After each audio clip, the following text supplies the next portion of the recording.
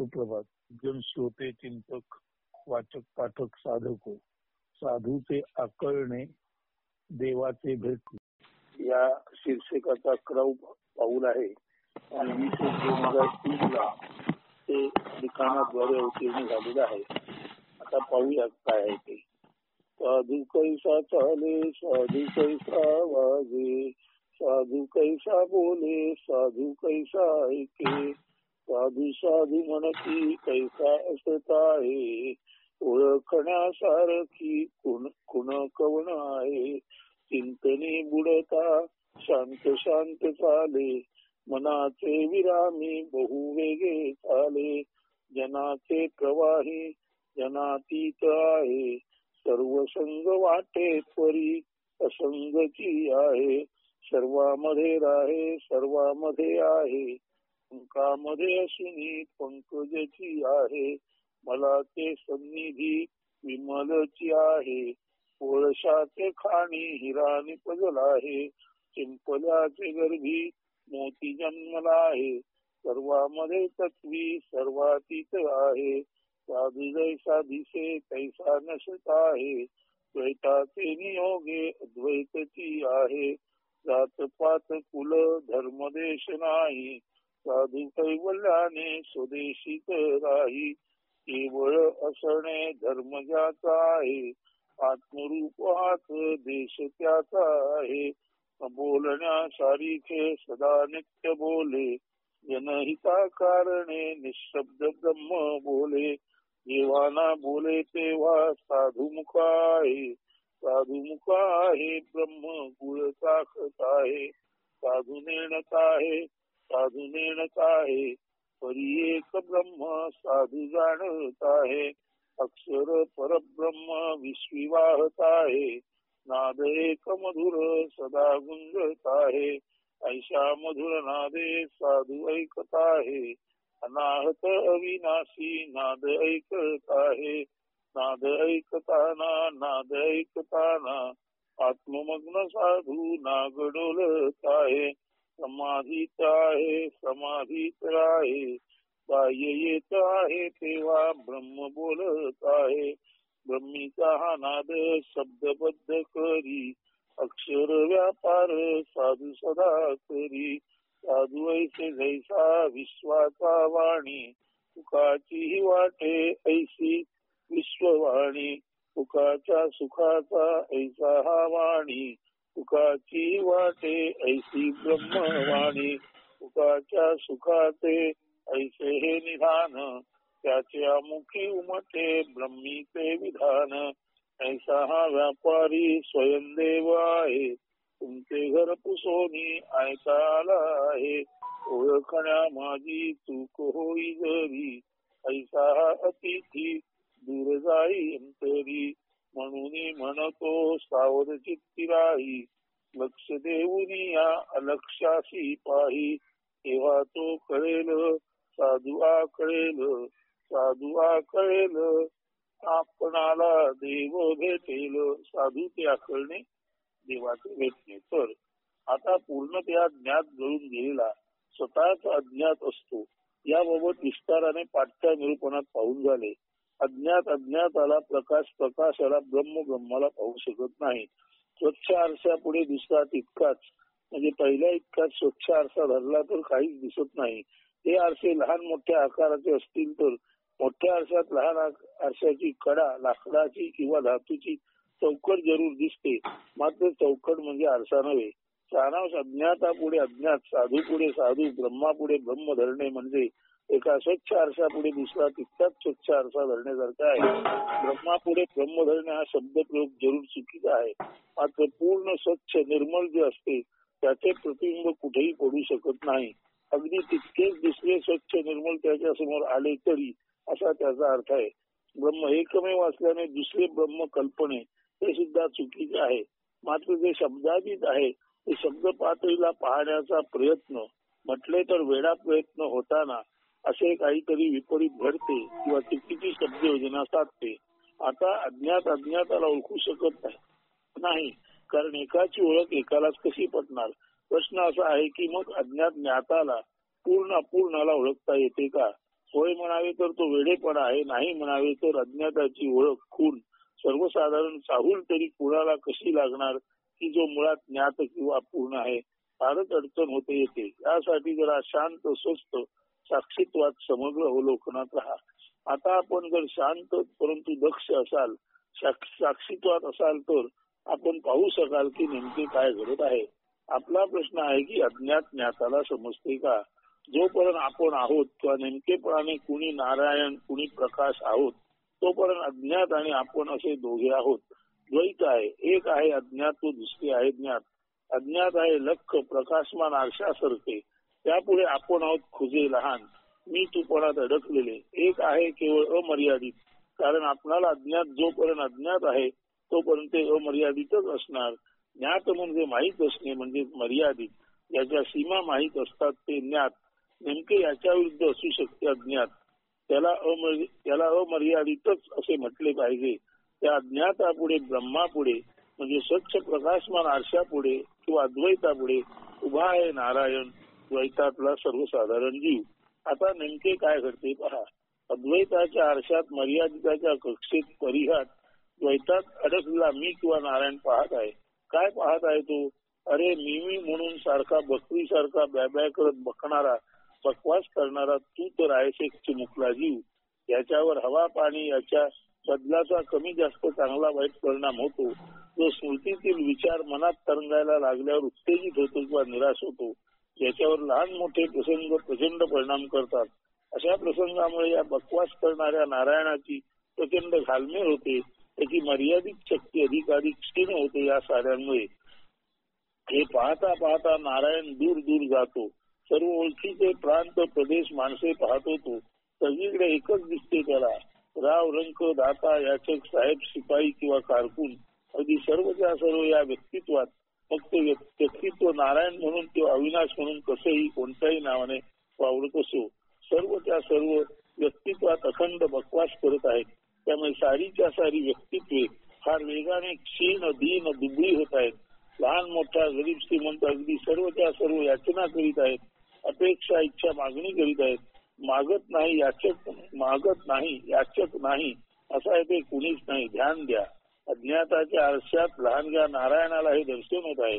ते दर्शन कसे आहे? सूक्ष्मतेने पहा सारे. प्रचंड पाण्याने दिसडी करून वाहणाऱ्या नदीत लहान मोठ्या वस्तू तरंगत आहेत, वेगाने पुढे जात आहेत, गटांगळ्या खात आहेत, प्रवाहात एकमेकावर आदळत आपटत आहेत. तसेच सारे जीव अद्वैताच्या प्रकाश प्रवाहात वाहत आहेत, एकमेकावर आदळत आहेत, आपटत आहेत. द्वैतात असल्यामुळे संघर्ष हिंसा यातना यांनी जर्जर झाले आहेत, वेगाने विनाशाकडे जात आहेत. आता हे पाहणारा नारायण काय करत आहे? तो तर केवळ पाहत आहे. तोही आहे प्रवाहातच. तोही शक्य आहे की प्रवाहाच्या ओघामुळे दुसऱ्या कुणावर तरी आदळत आहे. त्याच्यावरही येऊन कुणी दुसरा एखादा आदळत आहे, आपटत आहे. त्यामुळे शक्य आहे की त्यालाही शारीरिक वेदना होत असतील.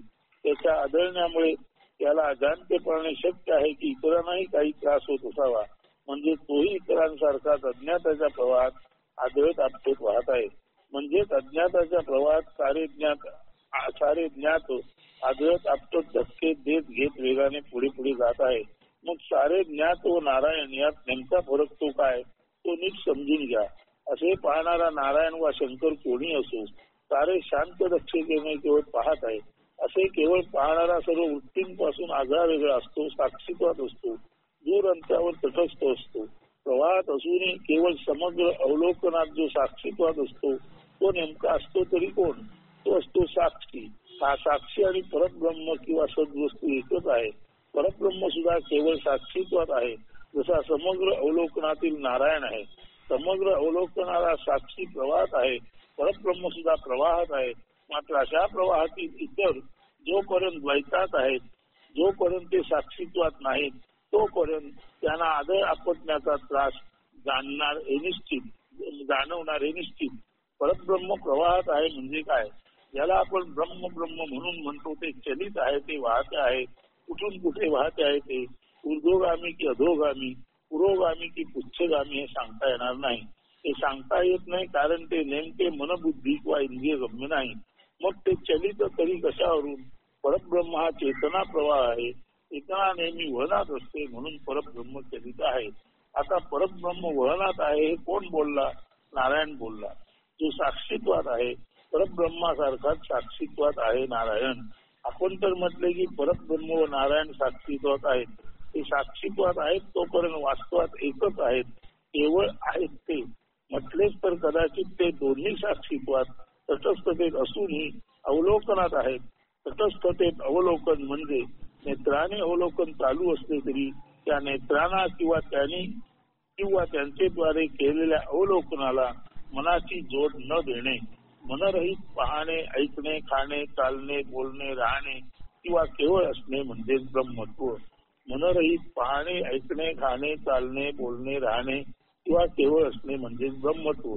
श्री तुकाराम महाराज याबद्दल म्हणतात, ऐसा घेई कार्य संन्यास करी संकल्पाचा नाश, मग तू राहे भलते ठाई, जनी वनी खाते भोई, थोडी जाणीवेची कळा, ओसी वृत्तीशी वेगळा, तुका म्हणे नभा, होई अनुसाही गाभा. 3165 क्रमांकाचा सार्थ गाते 3 भंग आहे. म्हणजे असे की कर्तेपणाचा मित्वाचा अंत साधून आणि संकल्पाचा नाश म्हणजे अमके तमके मी करतो, केले किंवा करेन अशा निश्चयात्मक बुद्धीचा त्याग करून तू राहिलास तर तो संन्यासच आहे. असा संन्यास तू घेशील का किंवा घेऊ शकशील का? हे जर शक्य झाले तर तू कुठेही राहिलास, जनात वनात खातेवर भूमीवर तरी काहीच बिघडत नाही. याचे कारण म्हणजे संकल्परहित व्यवहारात इंद्रिय त्यांचे काम करीत असली तरी त्या इंद्रियांना मनाची अंतःकरणाची जोड नसते. अंतःकरण हे असे इंद्रिय आहे की ते ज्या ज्या व्यवहाराला जोडले जाते त्या तऱ्हेच्या वृत्ती निर्माण होतात. अशा वृत्तीत अडकल्याने जीव बंधनात पडतो. उदाहरणार्थ उत्तान दृष्ट डोळ्यांना कदाचित दिसले तरी बिघडत नाही, मात्र त्या दृष्ट्या मागे मन किंवा अंतःकरण जोडले गेले तर चुकून दिसलेले उत्तान दृष्ट मुद्दामून पुन्हा पुन्हा पाहण्याची ओढ लागते व माणसाची दुसरी वृत्ती तयार होते जी बंधनास कारणीभूत होते. अशा संकल्परहित जीवनात जीवन प्रवाहात पुढे पुढे जाणे घडले तरी असे पुढे जाणे मनरहित जाणीवरहित असल्याने किंवा तुकोबांच्या भाषेत जाणीवेची कळा तेथे नसल्याने किंवा तुटल्याने जीव पुढे गेला तरी त्याचे अंतःकरण ध्रुव स्थिर अचल अढळ असते, ते वृत्तीरहित असते. अशा वेळी ते इतके ध्रुव व सूक्ष्म असते की ते नभ किंवा आकाश आणि अणु या दोहोंचेही केंद्र असते. पर्यायाने ते एकाच वेळी अनंत आकाश किंवा सूक्ष्म अणुच्याही केंद्रस्थानी राहते किंवा त्यांचे केंद्रच असते. म्हणजे जीव वहनात असला तरी जोपर्यंत त्याचे अंतःकरण वहनात नाही, वृत्तीने जखडलेले नाही, तोपर्यंत ते स्वतंत्र असते. असे स्वतंत्र अंतःकरण केवळ ध्रुव असते, अढळ असते, अचल असते. अणुरेणू जीव आकाशांचे केंद्र नेहमीच अढळ अचल स्थिर असते. असे जे सर्वांतरी स्थिर अढळ अचल तेच तर परमतत्व परब्रह्म. सारांश एकच परमतत्व परब्रह्म केंद्र म्हणून अणुरेणू आकाशांचे मध्यस्थानी आणि मन म्हणून जीवाच्या हृदयात घुसत असते. तर असे परब्रह्म केंद्र मन नावाने वेगळे वाचनाने एकच एक परब्रह्म आहे की जे अचल अढळ स्थिर आहे. आपण वर म्हटले की परब्रह्म चलनात किंवा चलित आहे. येथे आपण म्हणतो की ते अचल अढळ स्थिर आहे. यात विरोधाभास वाटतो ना, पण तसा तो नाही. कारण जीव सृष्टी वस्तुविषयी यांचे रूपे ते केंद्र म्हणून ऊर्जा प्रवाहात वाटते, त्यामुळे ते ऊर्जारूपी चलित वाटते. मात्र अस्तित्व रूपाने ते अचल अढळच असते. उदाहरणार्थ धावणाऱ्याचे मन जेव्हा धावणे या क्रियेशी एकरूप होते तेव्हा मन सुद्धा धावल्यासारखे वाटते. मात्र केवळ छंद व्यायाम म्हणून सकाळी कुणी उठून धावत असेल तर त्याला हे जाणवत असते की शरीर धावत आहे, मन मात्र जेथे आहे तेथेच आहे. म्हणजे असे की समजा चोराने एखाद्याची अंगठी काही दागिना चोरला तेव्हा त्याला पकडावे या संकल्पाने जो धावतो त्याचे मन पकडण्याच्या वृत्तीशी एकरूप झाल्याने अशा वेळी शरीराबरोबर मनही धावते किंवा तसे वाटते. खरे तर मन केंद्र म्हणून असेल तेव्हा कधी धावतच नाही. आता आणखी एक शोध लागला. वृत्तीशी एकरूप होते ते मन आणि वृत्तीपासून अलग साक्षीत्वात असते ते न मन म्हणजे अरूप केंद्र. असे आशयरहित वृत्तीरहित मन किंवा केंद्र हेच असते परमतत्व अविनाशी पवित्र परब्रह्म. मात्र वृत्ती स्वरूप होते ते मन असते जीवाचा नाश सर्वार्थाने असे मन घडवते. याला अविनाशी अमरत्व यांची ओढ आहे. त्याने सदा सर्वकाळ साक्षीत्वात जाऊन अलगतेने केंद्राजवळ दृढ राहिले तर तो न मन असतो. जे न मन आहे ते अमर आहेत. ते अमर आहेत आहे. वृत्ती स्वरूप केंद्र, वृत्ती स्वरूप केंद्र म्हणजे वृत्तीशी एकरूप झालेले केंद्र म्हणजे मन, आणि वृत्ती रहित अरूप केंद्र म्हणजे न मन किंवा परब्रह्म, परमतत्व वगैरे वगैरे. आता पुन्हा एकदा वळून पहा, अवलोकन करा. आतापर्यंत काय निरूपण झाले ते क्रमशः पहा. 1. अज्ञात ओळखायचे कसे? 2. अज्ञात अज्ञाताला ओळखू शकत नाही. 3.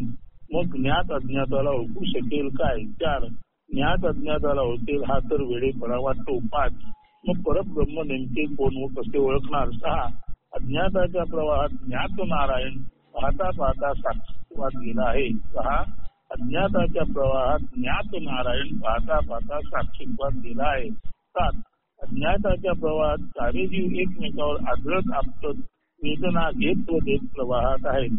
या वेदना शारीरिक व मानसिक आहेत. 8. साक्षीत्वातील नारायण या प्रवाहात आहेच आहे, मात्र तो साक्षीत्वात आहे विशेष. याचा अर्थ असा की त्याच्या शरीराला वेदना जरूर होतील, मात्र त्याची जाणीव त्याच्या मनापर्यंत पोहोचणार नाही. तसेच शक्य आहे की त्याच्या जाणतेपणातील आदळआपटीने इतरांनाही शारीरिक मानसिक वेदना होतील, मात्र येथेही साक्षीत्वातील नारायणाच्या मनाला वेदना होणार नाही. 9. म्हणजे सारे जीव आदळआपट होताना शारीरिक मानसिक व्यथेत असतात, मात्र जोपर्यंत नारायण साक्षीत्वात आहे तोपर्यंत तो मानसिक वेदनेत असू शकत नाही. 10. परब्रह्म प्रवाहात आहे. 11. श्री तुकोबांच्या भाषेत वृत्ती वेगळे मन एकाच वेळी आकाश अणुचा गाभा असू शकते. वृत्तीरहित मन हा संन्यास. 12. वास्तवात वृत्तीरहित मन स्थिर ध्रुव असते, म्हणजे ते अचल अढळ अशा अति परब्रह्मच होय. 13. परब्रह्म प्रवाहात असते व ते अचल अढळ असते,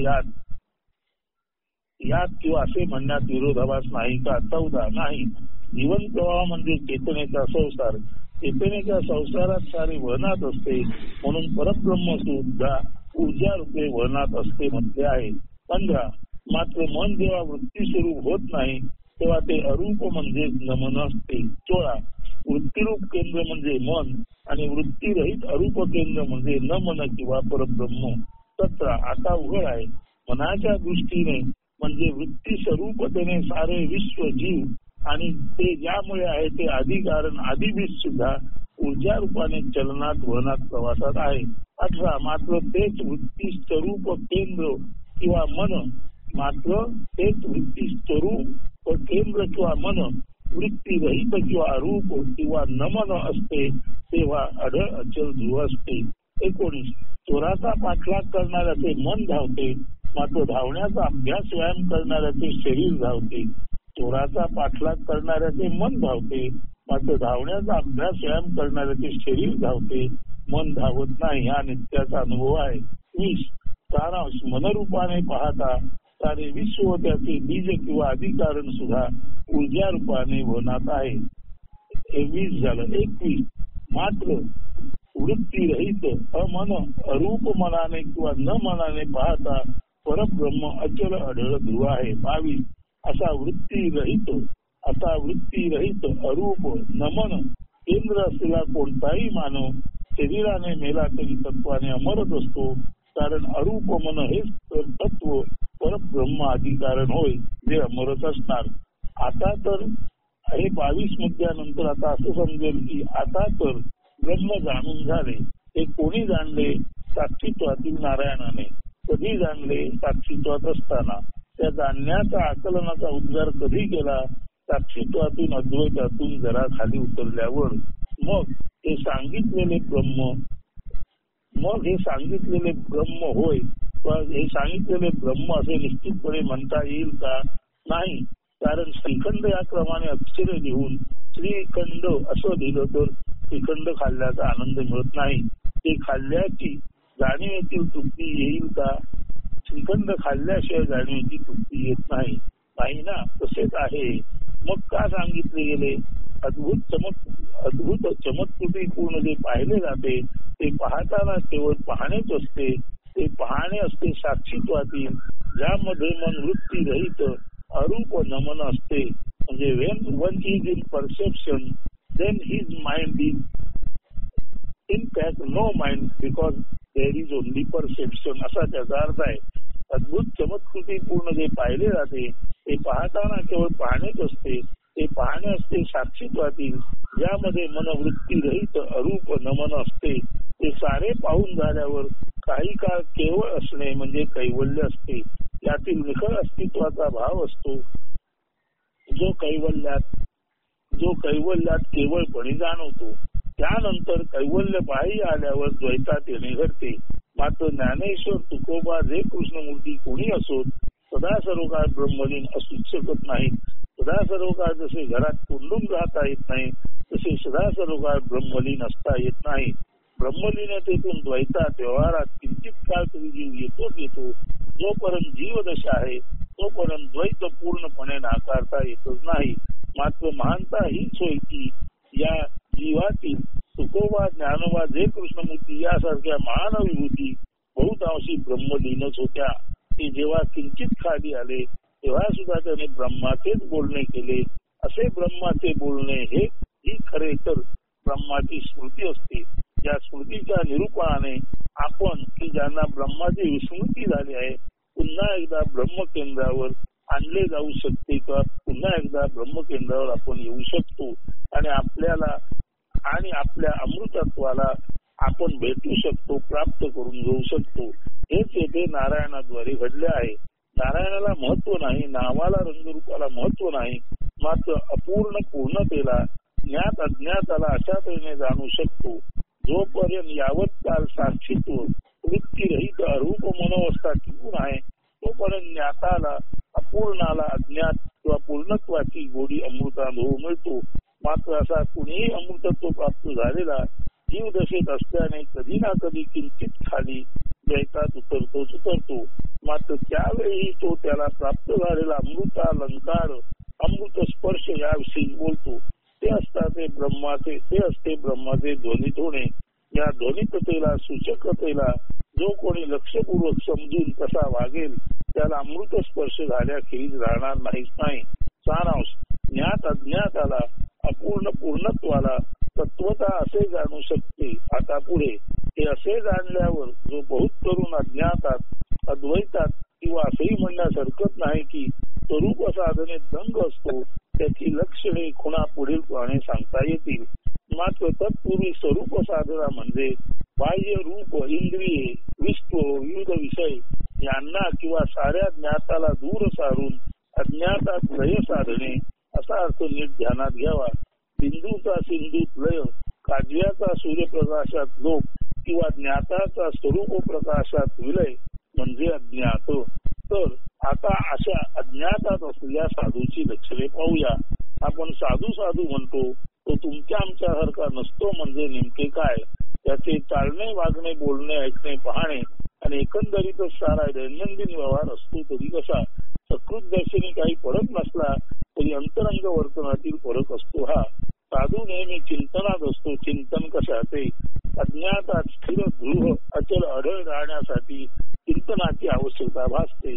द्वैत विजेपण म्हणजे काय ते पाहता सारे द्वैत पाठी टाकले जाते. सर्व ज्ञात पाहून पाठी फेकले जाते. हे पाठी टाकणे फेकणे घडत असते मनात. कसे घडते ते? होणारा जसा पोहत पाणी दोन हातांनी मागे सारत हात पाय विशिष्ट पद्धतीने हलवत पुढे जातो आणि शेवटी किनाऱ्याला किंवा नदीच्या काठाला लागतो. तसेच असते हे असते मनाचे पोहणे. मन ज्ञाताच्या पाण्यात पोहत असते आणि ज्ञाताच्या पाण्यात पोहता ज्ञाताचं पाणी पाठी टाकत हे मन अज्ञाताच्या किनाऱ्याला लागते. येथेच तर सारी गंमत आहे. पोहणारा जर सर्व शक्तीनिशी पाणी पाठी टाकणार नाही तर तो किनाऱ्याला पोचणार नाही. कधी काळी यदा कदाचित पोचला तरी त्यासाठी किती वेळ लागेल हे सांगता येणार नाही. ज्ञात जोपर्यंत समग्र साक्षीत्वाने अवलोकून पाठी टाकले जात नाही तोपर्यंत अज्ञातात पाऊल पडणार नाही. साक्षीत्वाने समग्र अवलोकनात असणे हेच चिंतन. त्यामधून ज्ञात पाठी सारले जाते, टाकले वा फेकले जाते. एकदा का सारे ज्ञात पाठी टाकले गेले की अज्ञातात अद्वैतात पाऊल पडते. तटावर तीरावर काठावर जाऊन विसावा घेता येतो तो असतो कैवल्यात मध्ये घेतलेला विसावा. असे अज्ञातात विसावणे म्हणजेच स्वरूपात स्थिर असणे किंवा होणे. अशा स्वरूपात स्थिर होणारा काठावर पोचतो. त्या काठावर तो सगळीकडे केवळ स्वच्छ असल्याचे पाहतो. तो सोडून काही नसते, सर्व स्वच्छ असते. यालाच सर्वस्व, सगळीकडे स्वच्छ पाहणे हेच अद्वैत. हाच ब्रह्मभाव सर्व स्वनेच व्याप्त आहे. स्व एकमेव आहे. आता या स्वचे रूप असते तरी कसे, हा स्व अरूप असतो. मात्र सगळीकडे तो केंद्रस्थानी असतो. तो मुंगी हत्ती मानव सागर चंद्र सूर्य ग्रह तारे नभांगण सूर्यमाला पशु पक्षी वृक्ष लता अणुरेणू चल अचल त्या साऱ्यांचे केंद्र असतो. तो साऱ्या गुणांचे आणि आकारांचे केंद्र असतो. सर्वांच्या केंद्रात असूनही तो सर्व बाह्य सुद्धा असतो.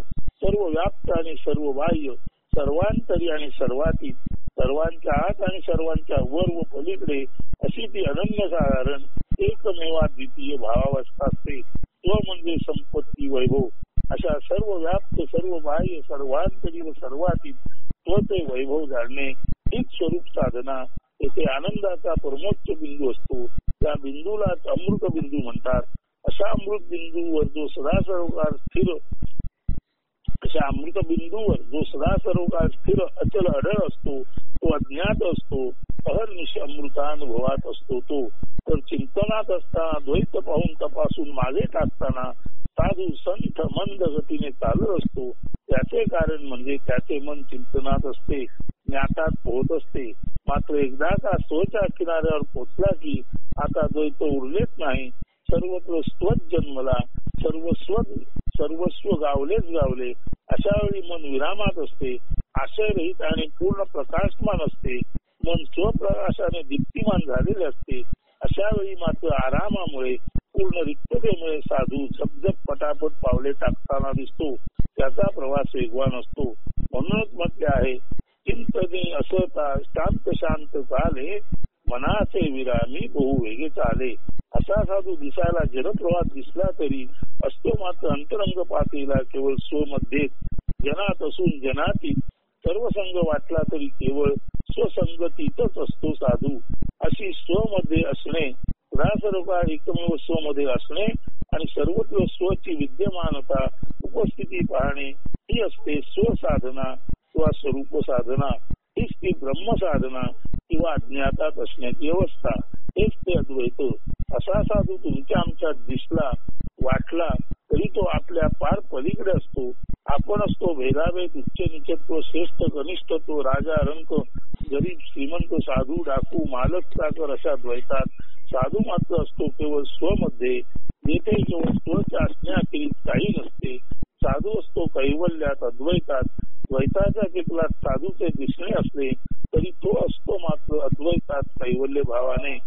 साधू असतो कैवल्यात अद्वैतात. द्वैताच्या चिखलात साधूचे दिसले तरी तो असतो मात्र अद्वैतात कैवल्य भावाने. चिखलापासून कमल अलिप्त राहते तसा साधू द्वैताच्या चिखलात उगवलेल्या अद्वैत कमलाप्रमाणे निष्कलंक असतो. तो मलामध्ये असूनही विमल म्हणजे परिपूर्ण शुद्ध असतो. कोळशाच्या खाणीत निपजलेला अमोल हिराच होय असा असतो साधू. तत्वरूपाने स्वभावाने सर्वात असला तरी साधू सर्वातीत असतो. शिंपल्याचे आत पोटात शुभ्र चमचमता मोती असावा तसा साधू द्वैत रूपी शिंपल्याच्या पोटात अद्वैत मोती म्हणून जन्मतो, नांदतो. साधू दिसतो तसा नसतो. दिसायला तो रंगरूप आकारातच दिसतो. आपणाला वाटते विशेष ते काय, तुमच्या आमच्या सारखाच तर हा दिसतो. ठीक आहे, तसा दिसतो पण तसा नसतो. द्वैती जगातला तो लखलखता अद्वैत तारा असतो. सर्वस्व असतो तो. सर्वांच्या केंद्रस्थानी सर्व व्याप्त पण तरीही सर्वातीत, सर्वांच्या बाहेर आणि सर्वांच्या पलीकडे असतो तो. सर्वांतरी पण सर्व बाह्य असतो. साधू जन्मताना कोणत्या ना कोणत्या तरी जातीत, कुलात, धर्म व देशात जन्मला असला तरी प्रत्यक्ष जीवनात वास्तवात तो निर्जात, निर्कुल, निधर्म, निर्देशित असतो. म्हणजे नेमकेपणाने तो स्वतःला अमुक तमुक जातीचा, कुलाचा, धर्माचा, देशाचा समजत नाही. तो केवळ स्वदेशीच असतो. म्हणजे असे की त्याची जात स्व, त्याचं कुल स्व, त्याची जात स्वजात, त्याचं कुल स्वकुल, त्याचा धर्म स्वधर्म, त्याचा देश स्वदेश, त्याचे सर्व काही स्व म्हणजे आत्म असत असतं. त्याचे सारे भाव विश्व केवळ सदा सर्व काळ स्वमय असणे. त्याचा धर्म असतो केवळ असणे, नुसते असणे, उपाधी रहित असणे किंवा कैवल्य. त्याचा देश असतो आत्मरूप किंवा स्वरूप. साधू नेहमीच द्वैतातील इंद्रियांचे जे विषय असतात त्याबद्दल बोलतच नाही. जो इंद्रियांचा विषय नाही, इंद्रियगम्य नाही, अशा निर्विषयाबद्दल मात्र तो नेहमीच बोलतो. तुम्ही आम्ही बोलतो सांसारिक भौतिक विषयनिष्ठ. साधू मात्र आपण जे टाळतो त्याबद्दल म्हणजे आपल्या दृष्टीने जे बोलण्यासारखे जे बोलणे आपण टाळतो अशाबद्दलच बोलतो. बोलण्यासारखे जे असते त्याबद्दलच साधू सदा सर्व काळ बोलतो. ब्रह्मभाव किंवा सर्वस्वाने सर्वत्र जाणवणे याबाबत साधू नेहमीच बोलतो. आपण बोलतो संसाराबद्दल, साधू बोलतो ब्रह्माबद्दल.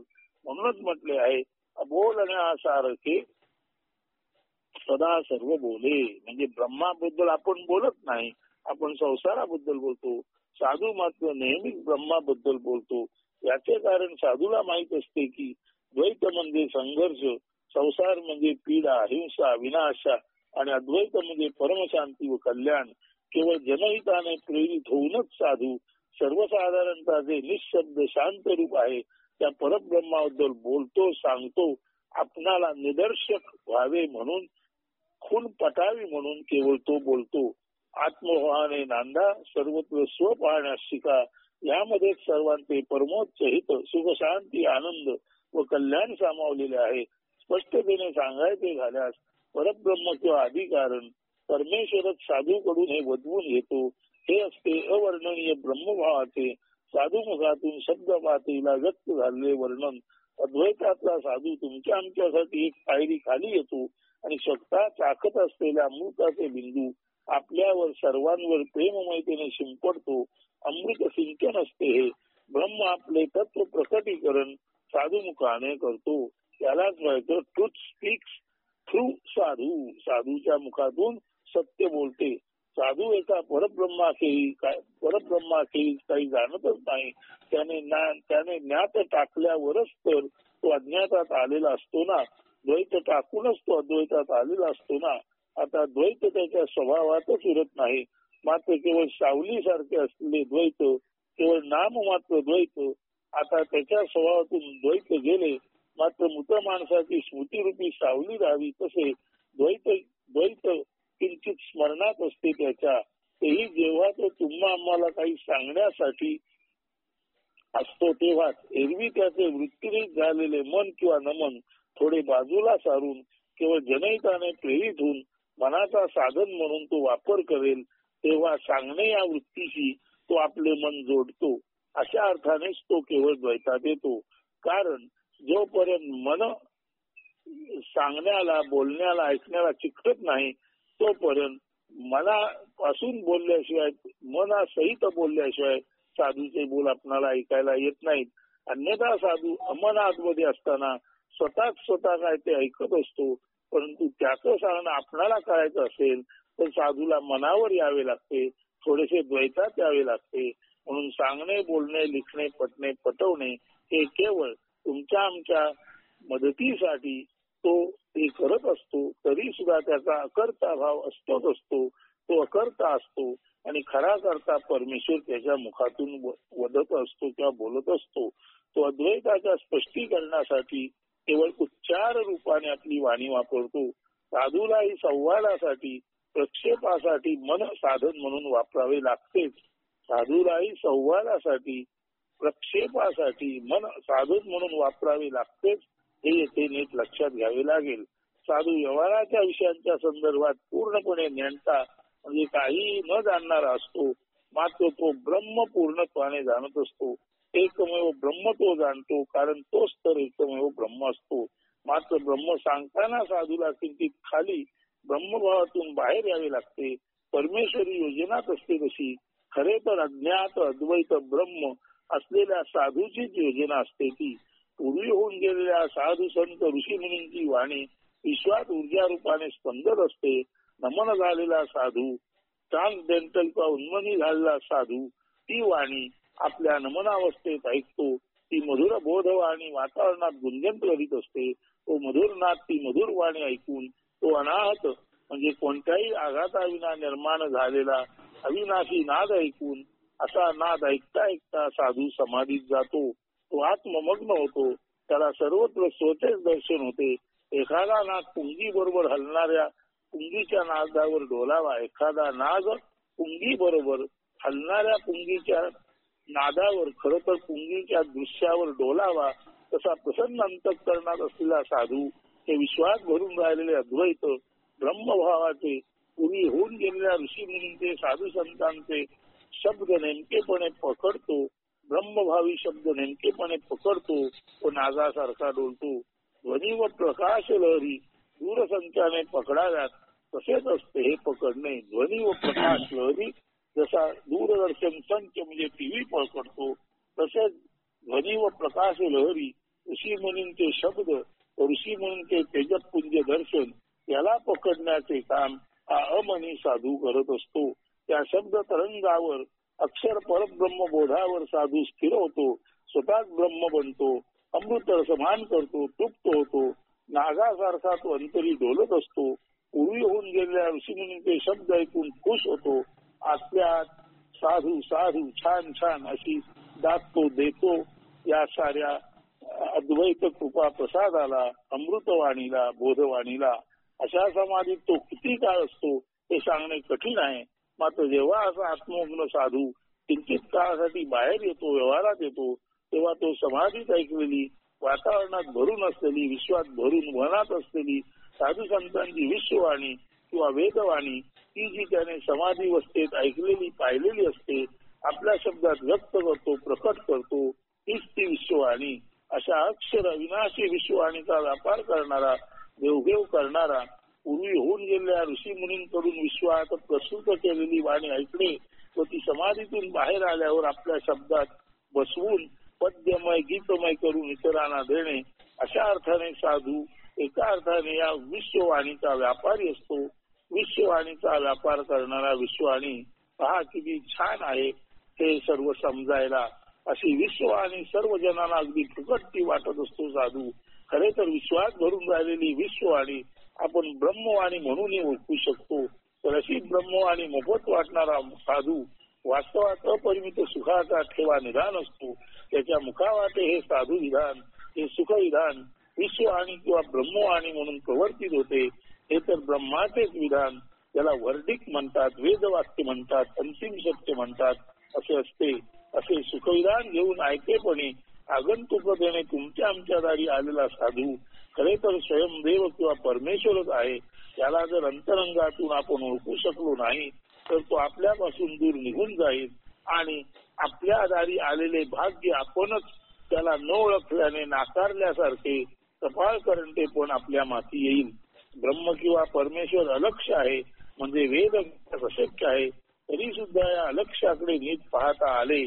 त्याला की जो प्रत्यक्ष साधू रूपाने आपल्या दारी आपण न बोलवता आला आहे त्याला आपण नीट पाहू शकलो, ओळखू शकलो तर शक्य आहे की साधू आपणाला कळू शकेल, साधू आपणाला आवडू शकेल.